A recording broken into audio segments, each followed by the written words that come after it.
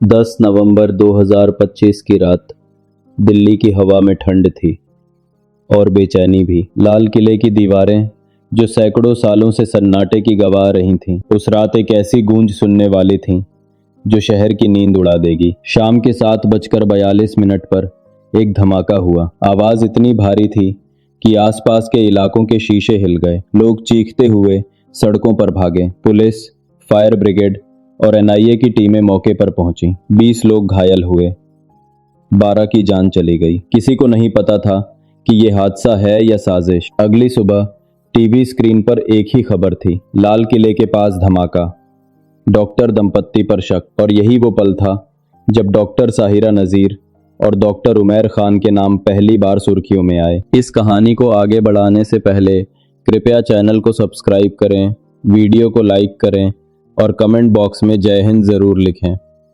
ताकि देश के दुश्मन हमारी एकता देख सकें। अगर जिस व्यक्ति को हमने खो दिया है या जो व्यक्ति घायल है या अस्पताल में भर्ती है और आप उसे न्याय दिलवाना चाहते हैं तो चैनल को सब्सक्राइब करें।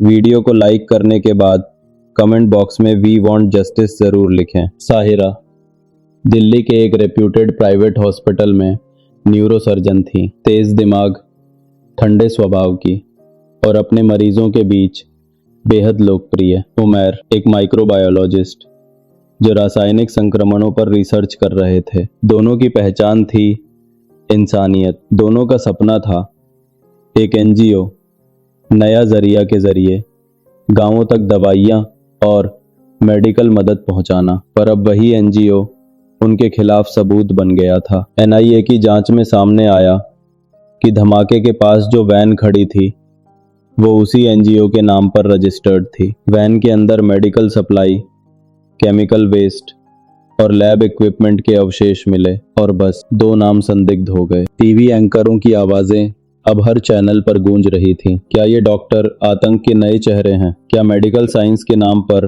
देश से गद्दारी हो रही है? साहिरा और उमैर की तस्वीरें बार बार दिखाई जा रही थीं। एक तरफ उनके क्लिनिक के सामने गुस्साई भीड़, दूसरी तरफ सोशल मीडिया पर नफरत भरे कमेंट। किसी ने कहा इनके जैसे पढ़े लिखे गद्दार सबसे खतरनाक होते हैं। किसी ने लिखा इनका इलाज फांसी है। पर किसी ने ये नहीं पूछा क्या उनके खिलाफ कोई ठोस सबूत है। एनआईए की टीम ने एनजीओ नया जरिया की फाइलें खंगालनी शुरू की। विदेश से आने वाली फंडिंग पर नजर गई। कुछ ट्रांजैक्शन अस्पष्ट थे, अमेरिका, तुर्की और सिंगापुर से। सवाल उठा किसके लिए ये पैसे आए। उधर लैब से रिपोर्ट आई, धमाके में इस्तेमाल केमिकल टेट्रासी-19 वही था जो उमैर की लैब में प्रयोग होता था। वो दावा कर रहे थे कि वो केवल रिसर्च प्रोजेक्ट के लिए था, पर अब वही उनके खिलाफ सबूत बन चुका था। जांच अधिकारी इंस्पेक्टर आदित्य राठौर ने अपनी फाइल में लिखा इन दोनों के पास न ज्ञान की कमी है न संसाधनों की। अगर चाहें तो ऐसा धमाका कर सकते हैं जो दुनिया हिला दे। सवाल ये है क्या उन्होंने ऐसा किया। 3 दिन बाद दोनों को पूछताछ के लिए बुलाया गया। एक कमरे में साहिरा, सामने 3 लोग, एनआईए, दिल्ली पुलिस और एक साइबर एक्सपर्ट। उनसे एक ही सवाल बार बार पूछा गया, केमिकल लैब से कैसे बाहर गया। साहिरा की आवाज धीमी थी मगर स्पष्ट, हमें नहीं पता। हम दोनों तो उस केमिकल को सिर्फ शोध के लिए इस्तेमाल करते थे। हमारी लैब में कोई तीसरा भी था, डॉक्टर शाहीना, उनका एनजीओ पार्टनर जो धमाके के 2 दिन पहले से गायब था। उधर उमैर की पूछताछ चली। उनसे भी वही सवाल, वही शक और हर जवाब पर अधिकारियों की नजरों में बस एक भाव, अविश्वास। साहिरा का बचपन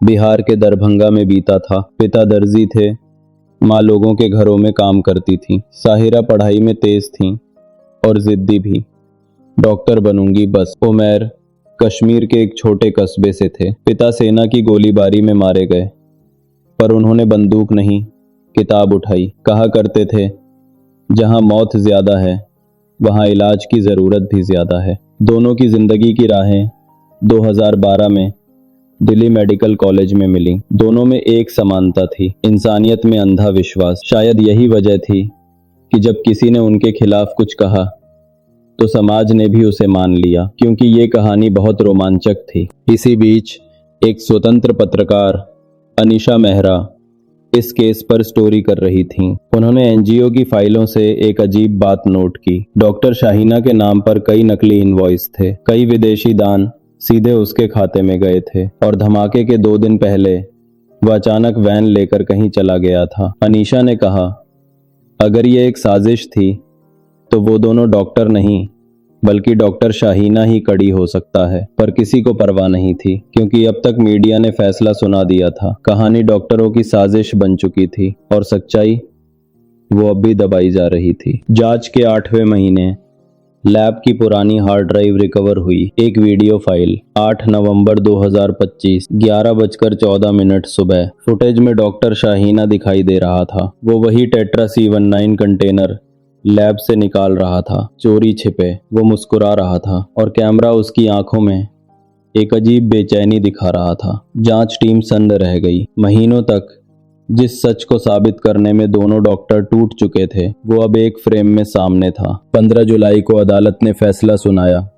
डॉक्टर साहिरा नज़ीर और डॉक्टर उमैर खान के खिलाफ कोई प्रत्यक्ष सबूत नहीं, उन्हें बरी किया जाता है। अदालत की गवाही खत्म हुई, लेकिन समाज की नहीं। लोगों ने राहत की सांस नहीं ली। उन्होंने शक की नई परतें खोजी। शायद सबूत मिटा दिए गए, शायद कोई बड़ा हाथ है। सच्चाई को आखिर कौन मानता है जब उसे नाटक की तरह बेच दिया गया हो। साहिरा ने अस्पताल से इस्तीफा दे दिया। अब वो एक छोटे क्लिनिक में बच्चों का इलाज करती हैं। उमैर गाँव में कैंप चलाते हैं, मुफ्त दवाइयाँ बांटते हुए। दोनों कभी मीडिया से नहीं बोले, कभी खुद का बचाव नहीं किया। बस एक बार एक लोकल रिपोर्टर को साहिरा ने इतना कहा था, हम निर्दोष थे, पर निर्दोष होने की सज़ा सबसे लंबी होती है। 1 साल बाद साहिरा फिर से लाल किले के पास आईं। वही जगह, वही दीवारें, सड़क पर ट्रैफिक का शोर, हवा में ठंड और उनके मन में खामोशी। वो धीरे से बोलीं, इतिहास सिर्फ विजेताओं का नहीं होता, कभी कभी निर्दोषों की चीखें भी उसमें दर्ज होती हैं। उमैर ने उनकी तरफ देखा। उनकी आंखों में थकान थी, लेकिन डर नहीं, क्योंकि वो जानते थे सच झूठ से नहीं हारता, बस देर से सुना जाता है। लाल किले की दीवारों पर सूरज ढल रहा था। छायाएं लंबी हो चुकी थीं। हवा में वही ठंड थी, लेकिन अब उसमें सन्नाटा नहीं, शांति थी। कहीं दूर कोई बच्चा हंस रहा था। साहिरा और उमैर उस ओर देखने लगे। शायद ये उनके जीवन की पहली शाम थी, जिसमें न शोर था न शक, बस सुकून। कहानी यहीं खत्म नहीं होती, क्योंकि हर शहर में, हर व्यवस्था में कुछ लाल साए अब भी घूमते हैं, जो सच्चाई को छिपाने की कोशिश करते हैं। पर जब सच निकलता है तो वो सिर्फ रोशनी नहीं लाता, वो आग भी लाता है।